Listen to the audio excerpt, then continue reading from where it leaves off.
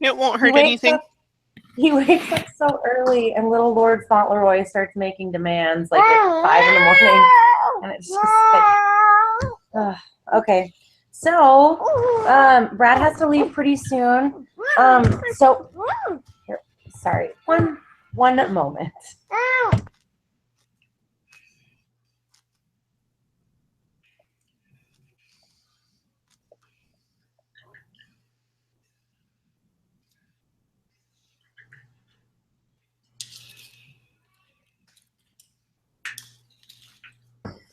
I am sorry. Okay, so Brad, before you have to leave, did you have any thoughts on the case study? Just like any. Nothing mind blowing. I just thought I thought the case study was interesting this week, learning about Noodles and Company and stuff. Mm-hmm. Yeah, I did too. It was pretty cool. I felt like it was a little bit of a dry read. It was pretty long, but a little longer than it needed to be, I think. Yeah, it just kept going. I feel like a lot of the. I feel like a lot of the points, like the things that you would normally put in your case analysis, I felt like they were already in the case. Yeah. Did you guys feel that same way too? And so I haven't even written my case study yet because I don't know. Like I wasn't sure. I don't know. Do you guys know what I'm talking about? I wrote mine, but I know exactly what you're talking about. It was just a struggle this week to I felt like everything was already talked about. Right. Okay. So I don't know if I did mine right or not, but in mine, what I decided to do was, to me, the problem was he was conflicted with his options. So I just analyzed his options. Okay. These are his responsibilities. This is, he has a responsibility to his shareholders. He has a responsibility to his employees. He has a responsibility to his customers. Yeah. Responsibilities. And then these are the options he has. He could go public. He could franchise. He could, maybe stay and privately fund, and these are the pros and cons. And then my recommendation of, after analyzing those options. So I kind of did more than, instead of identifying problems, I didn't really see problems. I just saw options. Yeah. Sorry. I am so sorry. Hang on. I'm mute my microphone. On the problems that I listed determining the method of funding as one of the options. And then I listed some of the other problems that were in the article, like you guys are saying. I had the real estate location and the finding the qualified and enthusiastic employees, the things that were limited because of increasing competition. And so there were, finite resources. I listed things like that as well. That's good too. That is good. I am so sorry, you guys. I'm trying this morning. Oh, you're fine. He's okay. Make you feel better to have one of my kids come in and. Oh, good. Well, just yes. Okay, so how quickly do you need to go, Brad? Do you need to take off here? Yeah, I probably got to go here around 8:30. That's okay. Okay. And then, hey, and quickly, I did want you guys to know, I have to have surgery next week on Tuesday. So I'm probably, depending on what time my surgery is, I'll find out this Friday at my pre-op. But depending on when it is, I might have to miss our meeting. So I just wanted to let you guys know that if I'm not there, that's why. Is everything okay? Or? What's that? So is everything okay? Yeah, I'm having some, I had surgery earlier this year for the same thing, but I'm just having some, without getting into too much detail, some female health issues. And so, yeah, so I've got to have some surgery again. So it's kind of a bummer, but anyways, so, okay. So first off, we're going to do a quick synopsis of the case. So basically, the case is describing the issues that Aaron Kennedy, the founder and CEO, is having as he's trying to grow his company. And he's trying to balance the pressures of other other competitors trying to push their way into the fast casual foods category. As they grow, they face the difficult decisions on how to meet the pace of the budding company while maintaining their culture. So what did you guys think about, first off, I mean, about the fast casual dining market? I mean, today it's really, I feel like, really a very, very large market. But what did you guys think about when it was just starting out? I don't know. I thought it was a great option. I get so tired of fast food. Yes. It's my only option. And doesn't matter what fast food you're going to, it's going to be a sandwich of some sort, and it's very greasy. You know, so I think in general of the fast casual market that it's a great option for to the hamburgers. That's what I was going to say. Just a great option to the normal that's out there.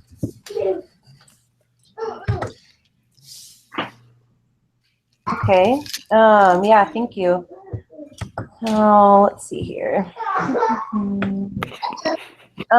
So what is the fast casual segment? We've kind of already talked about that, but what are some examples today? I felt like, you know, things like Panda Express.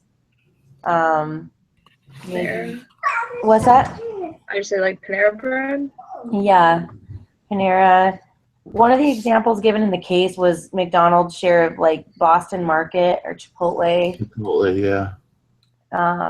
Things like that. Let's see here. I was thinking like Cafe Rio too, or yes. Yeah. Making me hungry for Cafe Rio. I know. So in the questions, I'm just going to kind of follow some of the questions here. What is the challenge facing Noodles and Company within this segment? What's the biggest challenge? I think having enough like money and stuff to reach their goals, like because they're expanding pretty fast. They're trying to, but they don't really have enough capital, and so I think that's the problem there. Yeah. I think at this point, it's generally speaking is their competition because, like I said, they've got the limited resources with the real estate and the good employees in specific areas, and even customers is a limited resource. You've got a certain number of people that are going to eat a certain number of times a day, and if they're all going somewhere else. So I agree that funding is limited as well, but as they're growing, they're kind of that's helping part of it. They're also getting more credibility, but as other competitors come into the market again, then there's a competition for the funding as well. So I think a lot of their issues lie with competition. Yes. Good point. And that's kind of, I think, the biggest thing. Sorry, Brad, did you have something? No, I just liked his point. That's all. Yeah, that was awesome. Did anyone else have any thoughts on that, or? I think that's going to be a struggle. You know, competition is going to be a struggle for any startup. I mean, there's always going to be somebody bigger, better funded than you, you know? Uh-huh. Yeah. Specifically in the outline, it talks about how, let's see here. So it talks about overcrowding in the market, within the segment, overcrowding and rapidly increasing population interest. So, you know, people obviously, it's kind of like Jenny said, you know, people don't want fast food. And that's seriously how I feel so often. I'm like, if we've had a really busy day and I just do not feel like cooking, I don't want to get fast food because it's greasy and, you know, it just, I don't know. So anyways, so yeah, I think overcrowding in the market and an increased population interest. Hayden, you can go ahead and get it yourself. Go ahead. Sorry. Let's see here. So the other specific challenge, and I feel like this is kind of beating the dead horse, but It talks about meeting the unanticipated growth and then external threats to the company. Yeah. Is working full, oh, sorry, go ahead. I figured this might be a good place to make this comment. I think it's related, but it's slightly a tangent. One thing to me with this case is, of all the cases we've looked at, to me, this stands out as an example of how to handle problems and things to do successfully, because they were so successful at addressing the issues that came up that at first look, I'm like, well, what problems did they have? I had to think about it. They weren't immediately obvious.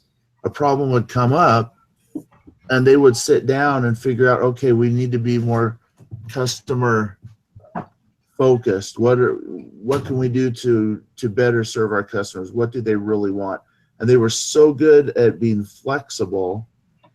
They weren't so focused on what they were doing and unwilling to change. Mm-hmm. They were willing to change, and they were very good at identifying what the issues were and finding resolutions to them. That in addition to everything else, that was one of the things that stood out to me about this case. Yeah, no, I think that's awesome. That's something that I noticed when there were times that they could have just closed up shop and been like, well, we gave it a good go. I've maxed out all my credit cards. We put ourselves in a really poor position and we're not doing well. I think I personally would have been incredibly discouraged, but they were willing, like you said, to sit down, figure it out, and work through it. And even when their Madison store flooded, they just got to work, put on their boots, and made it happen. So yeah, awesome. Thank you for that thought, Alan. That was great. Mm-hmm. So let's see here. So here's a question. Is working full-time as an employee while developing a new business a good idea or a bad idea? Depends who you talk to. I was going to say it depends on who you talk to. It does. I feel like the way Kennedy went about it when he was in Boulder, he was really upfront with his employer. Yeah, that was good. I did appreciate that he was very upfront. He was very honest with what he was doing and how long he would most likely be there. And I did feel like that showed some of his integrity, because he could have lied. Yeah. But he didn't.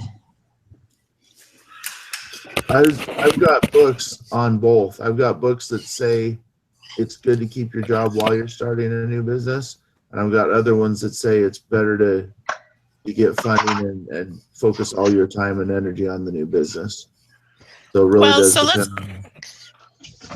Then, are we talking about working in the business or working at a different job and starting a business? You know what? It does not specify, so I think we could dive right into either or.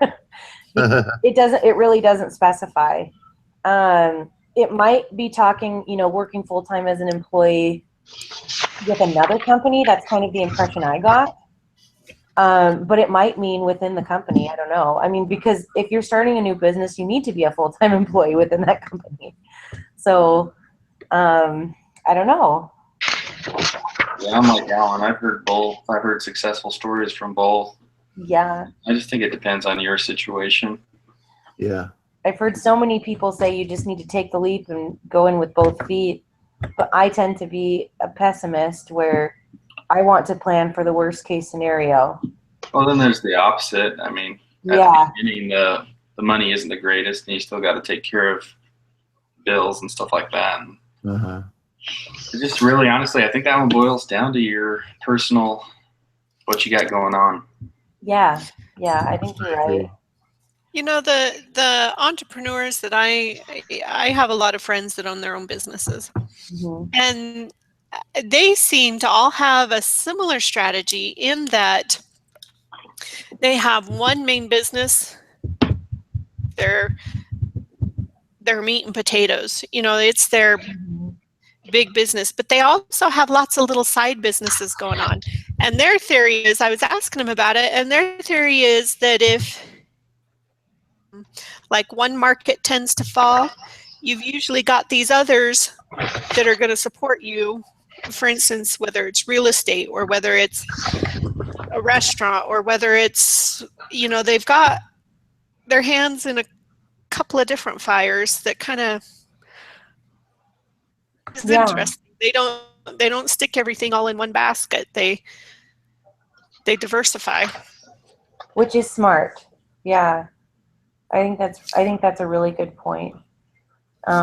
Especially, you know, if a lot of entrepreneurs, their retirement lies in their investments. Well, that's pretty much anybody. Your retirement is invested money essentially, but I feel like a lot of money is tied up in the investments, and that's what they're banking on for maybe retirement or, you know, for their future. So I think it is important to diversify, because if you put all your eggs in one basket, I feel like I'm using a ton of metaphors today, but if you're putting all your eggs in one basket, you could lose everything at once. And at least, like you said, diversifying in different markets, it's a little safer. Oh. But that doesn't mean that they're managing all of them. You know, they have people managing, but they do have different businesses, and then they really focus on their big one, you know. Yeah. Oh, thank you for sharing that. That is awesome. Well, I don't know if it's correct or not, but it seems to be working for them. Well, yeah, I mean, if it works, that's great. I think that's good. No, I agree with you. Because like my grandpa, he had his own accounting business, which that obviously took like the majority of his time. But then he also did like he had like a lot of rental properties and stuff. And so like he had houses in North Carolina, because my aunt used to live there, so she kind of helped manage over those. And then there's around where I live, there's like an apartment complex, and then he owns some other houses and stuff. And so like when he died, like obviously his accounting business like didn't continue on because he was dead. But like as far as like the rental properties, my dad now manages them. So then my grandma, she still has an income coming in from the properties. So yeah.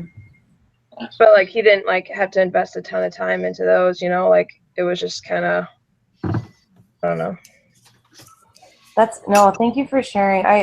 My husband and I, we own rental properties, and it's, you know, right now we're kind of in the early stages. We're about 6 or 7 years into investing in we own several different properties right now, but one of them is a duplex, and we've it's really hard because we're in those first stages of not seeing a lot of the income from it. We're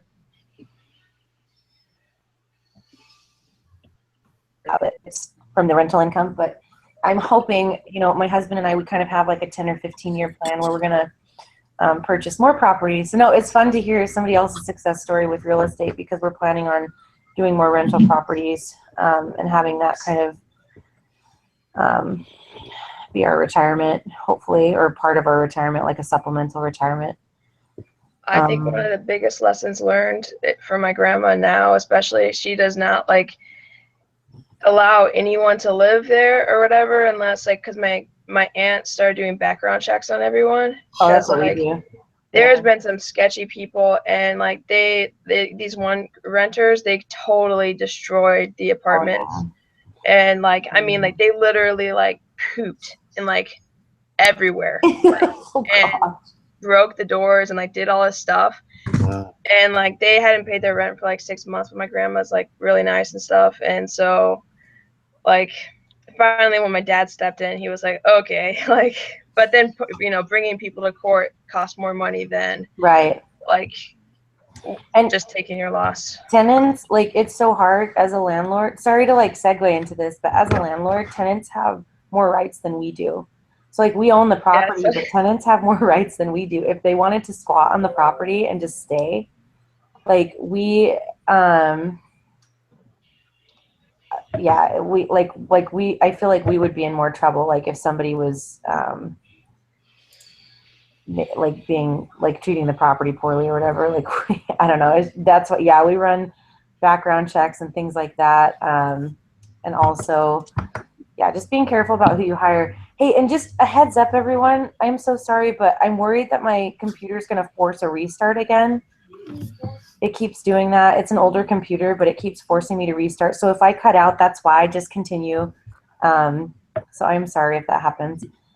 Thank you for sharing, though, Kathleen. So this talks about also what was the organizational structure and team culture, and how did that impact their early results? Did you guys feel like the early results were a little bit different, obviously, than later? Or? Mom, you're making the show quieter. Yes. I think their early results led to the current culture that they have. You know, it forced them to face what the problems were and resolve them. And they worked really hard for that culture. Yeah. Started it at the beginning. Carried it forward. Organizationally, they grew as they grew, and they adapted as they needed to. And on the culture, they were so focused both on employees and on the customers that they had a great retention rate with the employees because nobody wanted to leave, and they had really loyal customers because they were so focused on taking care of them. Yeah. Well, that's good. Let's see. I got stuck with the 5 dysfunctions of a team. I shouldn't say stuck. I got the audiobook and I started listening to it, and I ended up listening to it all night. So I was working on the case study at the same time I was listening to 5 dysfunctions of a team. That's good. Like those two things integrated with each other. I think that's awesome. That's good that you did that. I'm trying to base my answers on noodles and not on this other this very company. Hey, that's okay. Well, so they did hit a low point. Caden, stop. Caden, stop kicking. That's too loud. So they did hit a low point. And then, one of the next questions is, how do they build momentum? So what was it that helped Noodles and Company turn the corner? I'm sorry, say that again. What was it that helped Noodles and Company turn the corner? So how did they turn their company around? They were losing money in the beginning. They didn't break even for a while. So like between the second and third stores? Yeah. So what is it that pushed them into making money, I guess, that you feel?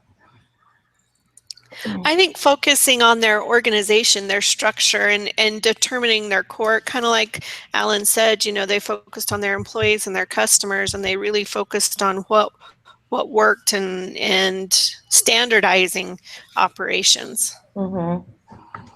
Gotcha. Brad, do you need to take off? I just looked at the time. I'm gonna go. I just wanted to make one last comment on that. Yeah.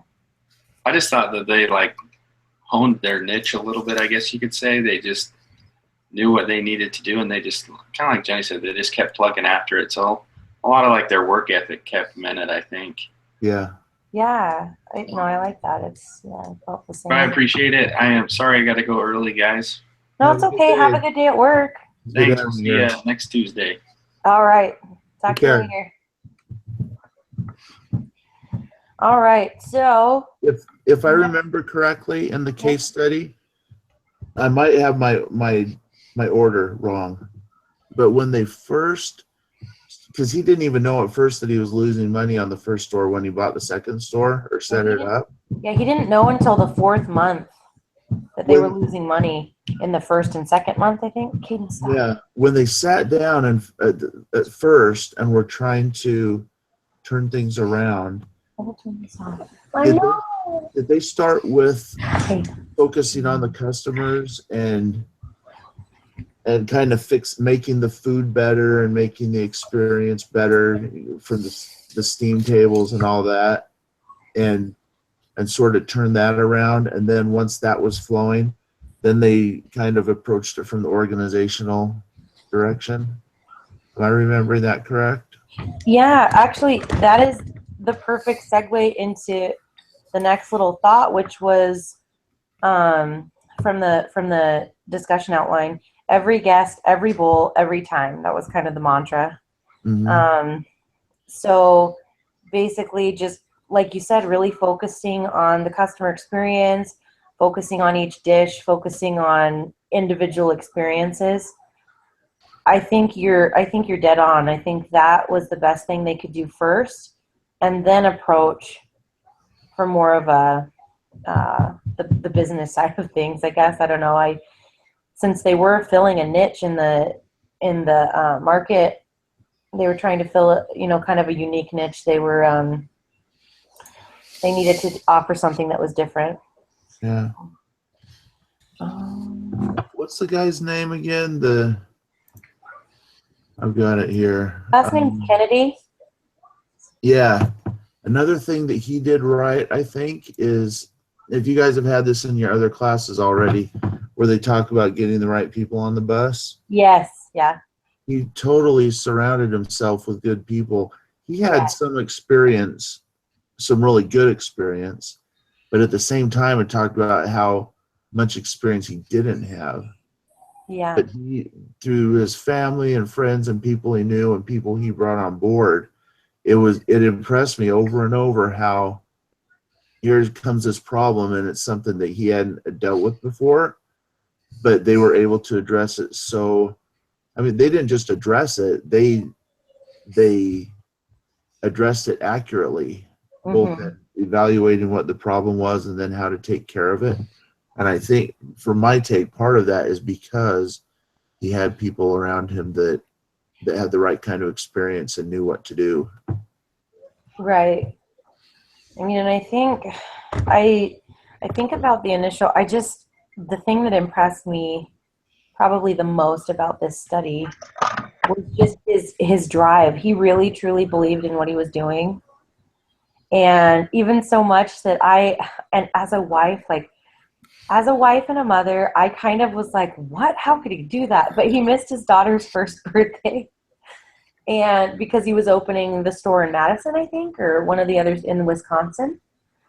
But I think about how dedicated he truly was to the business and making it successful, so that by the time, just a couple of years down the road, in all reality, no more than, 10 years down the road, well, it started in 96, so it's a little more, probably more like 15, because by 2012 they had really expanded. But anyways, I mean, he really had himself a very successful business structure from what I found in other readings. Actually, that's a good point. I think they started in 95, and their goal was to have 300 stores by 2006. And they opened their 300th store in 2012. I just found that from. Oh, wow.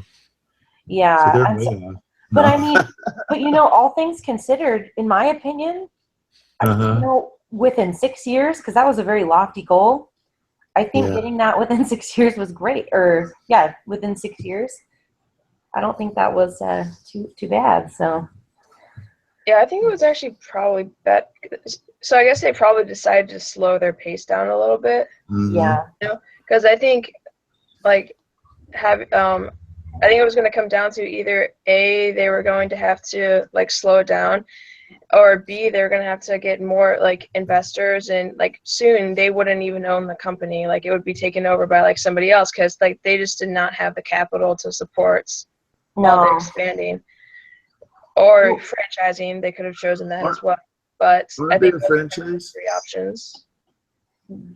They hadn't chosen to franchise yet. Oh, haven't they? In the case study.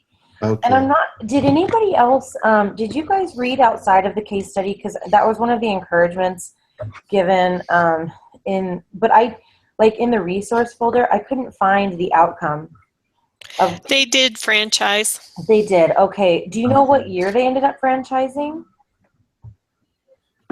Or I guess it doesn't really matter. I'm not sure. But I mean, I want to say 2007, but I'm not sure. I assume they franchised because they opened such a large amount of stores in the last, within the last 10 years of So like from 2002 to 2012, they opened so many stores. So, no, that's We've got over 450 stores.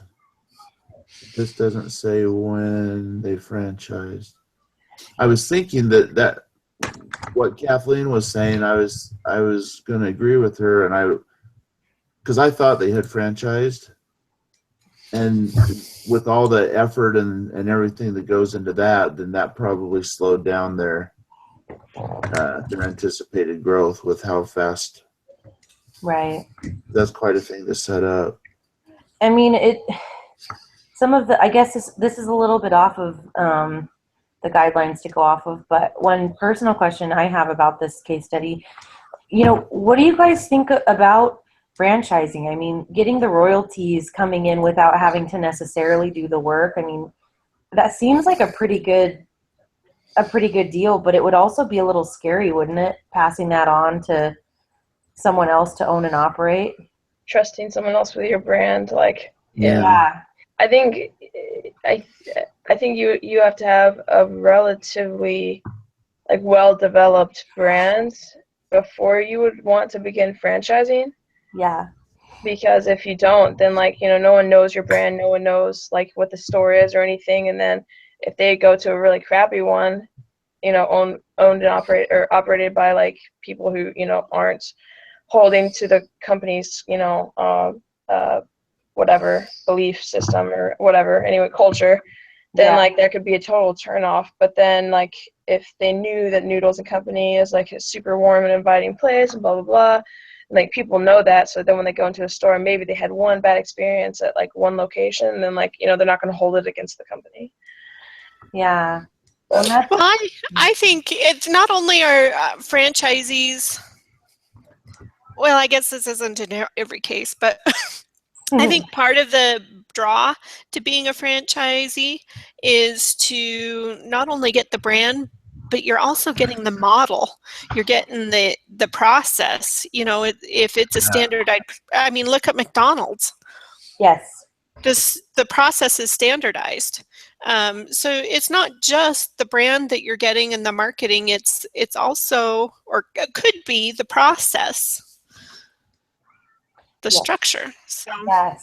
No, that's a great point. It's true. You look at, you do look at the processes, and I guess that's mostly when you're franchising, that's basically what you're purchasing is the process and the structure of the company. I think it just depends on what you stipulate in your agreement. It's part of, I don't know if you call it negotiation, but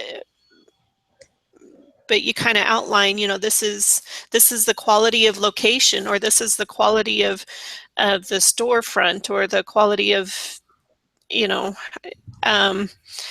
for instance, one of the McDonald's here in our town, it was so outdated. The McDonald's corporate office made the franchisee go through, knock the whole building down, and rebuild it.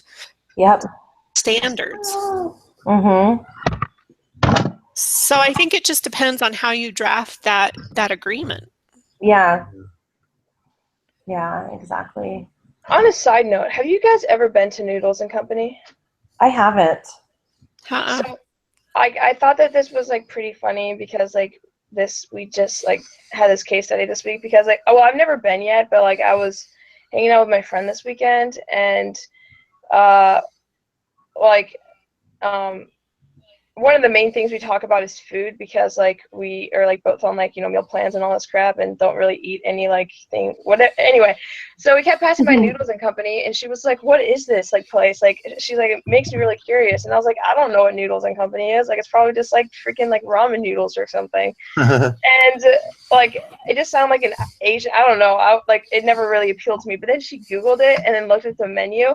Like they have like cheeseburger and bacon, like mac and cheese and stuff, and like they have all these crazy mac and cheeses and stuff, and I was like, holy crap, I want to like go there. And then I had this case study on Noodles and Company, and I just thought that it was really funny. Oh my gosh, that's awesome. Yeah. Well, You guys want to know what happened with them? Yeah. What's that? So they by 2007, they had 142 stores. And I think part of that, again, like Kathleen was talking about, they started franchising in 2003. Okay. And by 2007, only 22 of the stores were franchises. But they were doing redesign, and they had to move their headquarters every 2 years because they were growing so fast. And so in 2006 or in 2006, I think they got a new CEO. Kennedy stepped down and they got a new CEO. And from 2007 or 8 to 2013, they tripled. They got up to 339 locations. Oh gosh. That And then makes in me kind of sad for 2013, him. They went public. That makes me sad for him a little bit, but I mean, Well, I would have thought that, but especially after listening to this 5 Dysfunctions of a Team, sometimes CEOs step down voluntarily because they see that where someone else is able. It's like, I've done everything I can for the company, and here's this other person that I think can take it to the next level. right. And so it's not necessarily that they booted him out. Sometimes they'll step aside in order for the company to continue growing. Which I think is very noble. And I mean, I'm sure he still was getting royalties and things like, Yeah. That's good. Let's see here. So we've already talked about experience with them, though. What's that? That Kathleen was saying. I Yeah. had seen them around before, but always just imagine, like, I hadn't specifically thought ramen. I thought more like just spaghetti noodles or linguine or something with a sauce on them. Right. It didn't seem that appealing to me. But yeah, with the case study, I saw their menu, and they've got pad thai stuff and like the mac and cheese and all different kinds of dishes, and it sounds really appealing. Mm-hmm. I think they need to advertise better what they've got. I know. I need some noodles now. Noodles, universal comfort food. Same here. Like, I think, because like we've had like a Noodles and Company around like here for like a while now, but like I don't know, like for some, like I like noodles, but I'm not like a huge noodle person. Like it's got to be like super good, like lasagna or something for me to like want to eat a ton of it. But like after like looking at the menu this weekend, I was like, wow, like this actually looks really good. Like I was like, they have horrible marketing for like, I don't even know like what this, is. And then like, yeah, so. Yeah. Maybe if they advertised a little bit better. Yeah, like said what was on their menu, or I don't know. Oh, thanks both for sharing. So let's see. So we've kind of discussed this a little bit, but what should they do now? So we kind of talked about how they started franchising, and obviously that was their main strategy for growth. The organizational structure, we talked about that a little bit, what was needed to support the growth. Kim? Yeah. One other point on that franchising, since we're talking about growth. Yeah. They don't let you franchise just one store. You have to be able to do at least 3 stores. Oh. To get a franchise. Wow. Okay. I didn't know that. And they're also not franchising outside of the country yet. Oh. And that's one thing that I felt like initially in the case study, he was hoping to spread to global markets. Yeah. They're working towards that, but they said they're not at that stage yet. Gotcha. Okay. Good to know. Awesome. Thank you. This is really good. Like I really, really appreciate our group because there's a lot of thoughts I just would not have had on my own. So, so this is kind of, here's another question. So what gospel principles apply to this situation?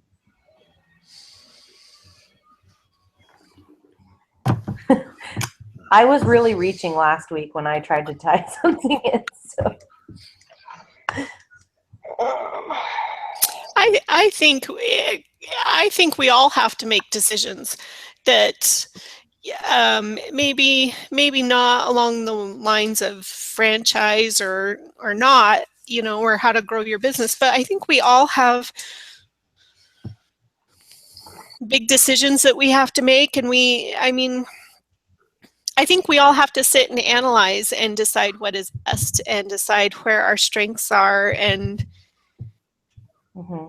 whether it's for our family, you know, what is best for the family or what is best for my career or, you know, I mean, the process of sitting and analyzing and looking at your options, I think that applies to just life in general. Yeah, that's a good point. So this is kind of one, but not really. I don't know.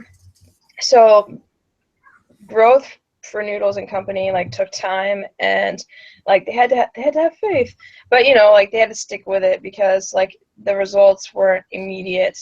And I think that's how it is with the gospel as well, because it can be easy to like think that you're, you know, for a second like say, okay, I'm gonna follow the gospel, blah blah, you know, do what's right, all that stuff, and then something bad happens, kind of like, you know, with Noodles and Company, like, you know, they weren't making the best, you know, revenue at first and blah blah, and then but it can be easy to just turn your head and be like, you know, screw this, like this sucks, blah blah, like why did I even decide to do this? But then so I think it's just, you know, having faith and sticking to a decision that you made.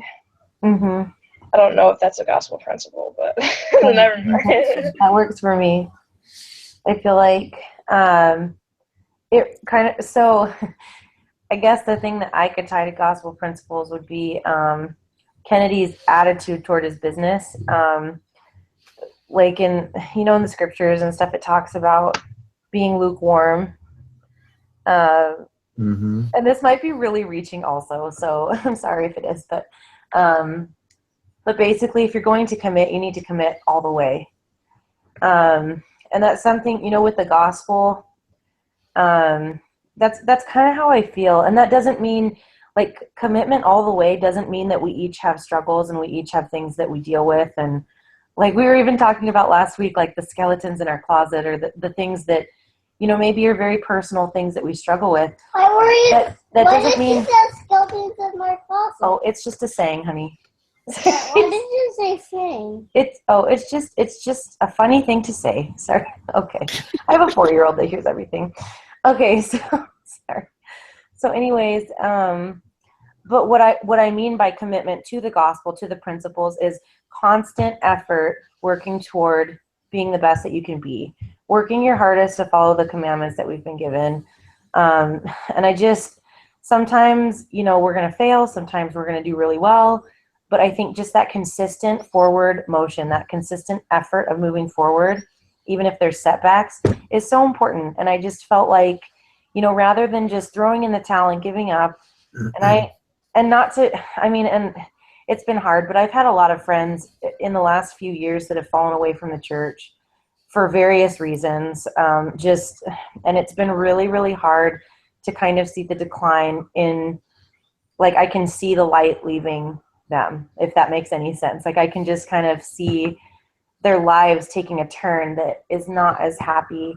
But sometimes I think we forget how easy it is to little by little kind of get led away from the gospel. So I just think that constant commitment to trying to follow the commandments and just doing our best, I guess. I don't know. I'm probably just rambling now, but does that make any sense?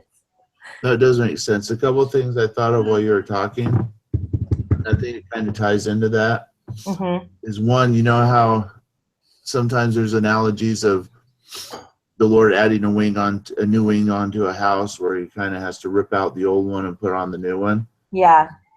And they kind of went through that at the company where I think it was the day after the flooding happened, then they made a list of 15 areas that needed improvement, and they worked on those things. They made changes from the color scheme to how, you know, they went from the steam tables to the saute lines, and they reworked the food and how they did everything. And within a couple months, they were starting to get good reviews on their food, where before they'd been getting bad reviews. And so you made me think of, one, the house getting torn apart so it could be built back up. And two, where it talks about the improvement that was made with their attention. when we have areas in our lives that we need to improve, as we have the focus on those and we are dedicated to making those changes, the scriptures talk about a change of heart, and we work on improving ourselves. And like you said, it doesn't all happen all once, line upon line, Mm-hmm. But that's a huge gospel principle, is we're here to learn and grow, and it takes time. It doesn't all happen at once. But if we stick with it, then we'll realize those changes that we're trying to make now. Yeah, just I think consistency. Mm-hmm. Oh, what's that? There's like a really popular quote. I think it says, is it failure is the path of least resistance, or I can't remember. Or no, that's not it. It's not how it goes, but there was a state conference that I was at, and it really kind of stuck with me.